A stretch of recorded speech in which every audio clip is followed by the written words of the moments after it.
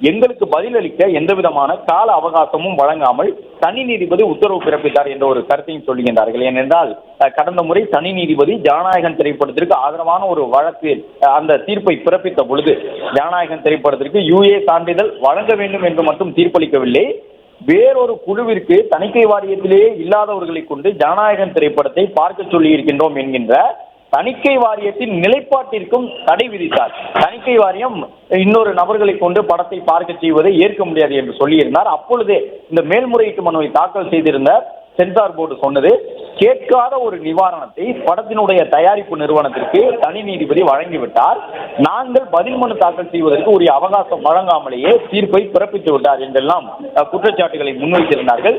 இன்றும் கூட அதே கருத்தை சென்சார் போர்டு தரப்பிலே வாதத்தை முன்வைக்கின்றார்கள். அவர்கள் சொல்லக்கூடிய இரண்டு கருத்துகள் என்னவென்றால், ஒன்று அவர்கள் சொல்லுவது படத்தை நாங்கள் மற்றொரு குழுவின் மூலமாக பார்க்க சொல்லி இருக்கின்றோம் என்ற தகவல் படத்தினுடைய தயாரிப்பு நிறுவனத்திற்கு சொல்லப்பட்டு விட்டது, அவர்கள் இந்த வழக்கை தொடர்ந்த பொழுதே அவர்களுக்கு தெரியும் இன்னொரு குழுவின் மூலமாக படத்தை பார்க்க சொல்லி இருக்கின்றார்கள் என்ற தகவல்.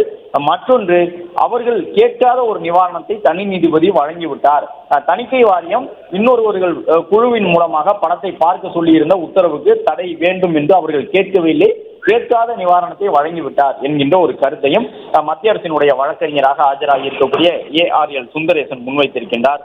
அது மட்டுமல்லாமல் சென்சார் போர்டு பதில் மனு தாக்கல் செய்ய அவகாசம் வழங்காமல் மறு ஆய்வு குழுவுக்கு அனுப்பிய உத்தரவை தனி நீதிபதி ரத்து செய்து உத்தரவிட்டிருந்ததையும், மறு ஆய்வு குழுவுக்கு அனுப்பிய உத்தரவை எதிர்த்து வழக்கு தாக்கல் செய்யப்படவில்லை. ஜனவரி 7ஆம் தேதி வழக்கிலே வாதங்கள் முடிந்து ஜனவரி 9ஆம் தேதி அந்த உத்தரவு பிறப்பிக்கப்பட்டது என்பதையெல்லாம் சுட்டிக்காட்டி இருக்கின்றார்கள்.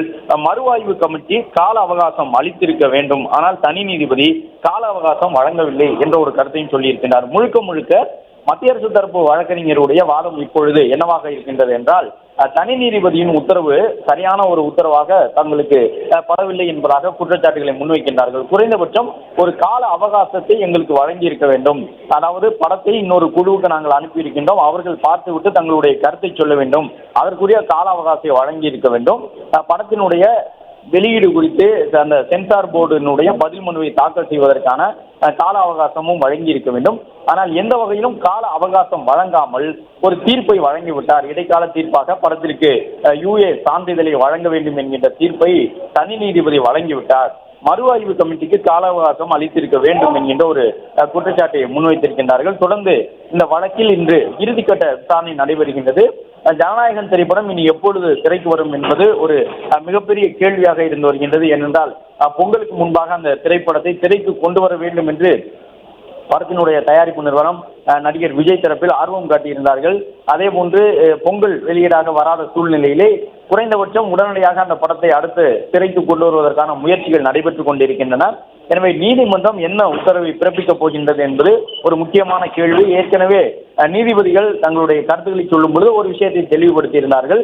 ஜனநாயகன் திரைப்படத்தை பொறுத்தவரை படத்தினுடைய தயாரிப்பு நிறுவனம் ஒரு வெளியீட்டு தேதியை அறிவித்து விட்டது என்பதற்காக அந்த தேதியில் அவர்கள் வெளியிட்டாக வேண்டுமே என்கின்ற நிர்பந்தத்தோடு ஒரு அழுத்தத்திற்கு உட்பட்டு சென்சார் போர்டு தணிக்கை வாரியம் தன்னுடைய சான்றிதழை எல்லாம் வழங்க முடியாது, அதுபோன்ற அழுத்தத்தை எல்லாம் நீங்கள் கொடுக்க முடியாது, குறைந்தபட்சம் நீங்கள் தணிக்கை சான்றிதழை வாங்கிவிட்டு தான் வெளியீட்டு தேதியை அறிவித்திருக்க வேண்டும், அது உங்களுடைய தவறுதான் என்ற ஒரு கருத்தை தணிக்கை வாரியத்தின் சார்பில் வாதங்களை ஏற்றுக்கொண்டு நீதிபதிகள் சொல்லியிருந்தார்கள். இந்த நிலையில் தான் இன்று மீண்டும் இந்த வழக்கின் விசாரணை தொடங்கி இருக்கின்றது, இறுதிக்கட்ட விசாரணையாக நடைபெறுகின்றது.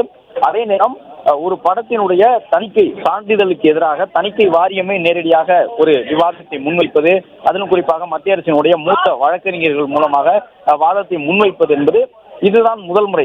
தமிழ்நாட்டில் ஏராளமான திரைப்படங்கள் இது போன்ற வழக்குகளை எதிர்கொண்டிருக்கின்றன. சென்சார் போர்டான அந்த தணிக்கை வாரியம் தணிக்கை சான்றிதழை வழங்குவது குறித்தும், அது மட்டுமல்லாமல் இந்த தணிக்கை சான்றிதழ் மட்டுமல்லாமல் வெளியீட்டுக்கு பல்வேறு சவால்களை எதிர்கொண்டிருக்கும். அப்பொழுதெல்லாம் வழக்குகள் தொடரப்பட்டிருக்கின்றன, நீதிமன்றத்திற்கு சென்றிருக்கின்றன. ஆனால் முழுவதுமாக ஒரு படத்திற்கு எதிராக சான்றிதழை வழங்கக்கூடிய அந்த நடைமுறையை முரண்பட்டு தணிக்கை வாரியமே வழக்கை தாக்கல் செய்திருப்பது முதல் முறையாக பார்க்கப்படுகின்றது. இந்த நிலையில்தான் மறு ஆய்வு கமிட்டி மூலமாக படத்தை பார்த்து கொண்டிருக்கின்றார்கள்.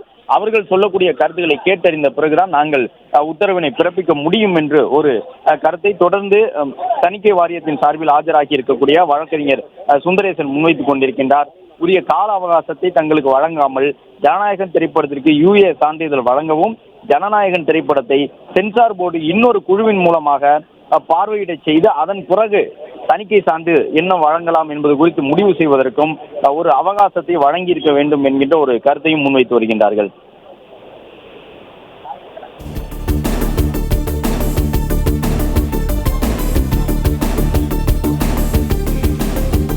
தவேக தலைவர் விஜயின் ஜனநாயகன் திரைப்படத்திற்கு சென்சார் சான்றிதழ் கிடைக்குமா என்பது தொடர்பாக உயர்நீதிமன்றத்தில் விசாரணை துவங்கியிருக்கிறது.